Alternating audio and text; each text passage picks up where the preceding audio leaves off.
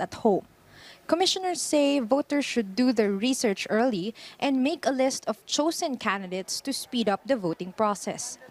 Although smartphones are allowed inside the precinct, it's best to write down the names of candidates on a piece of paper.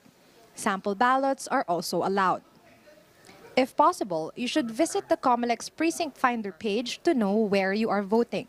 You should also write down the precinct number. Now, what should you wear?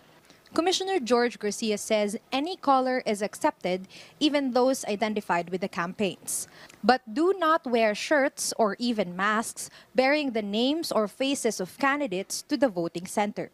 Mas maganda po wag na lang pong magsusuot ng ganon. Pero yung kulay, it doesn't really matter. Basta dapat may damit, kaysa naman yung walang damit, sure, hindi makakapasok. Bawal na po ang pangangampanya sa Mayo 9.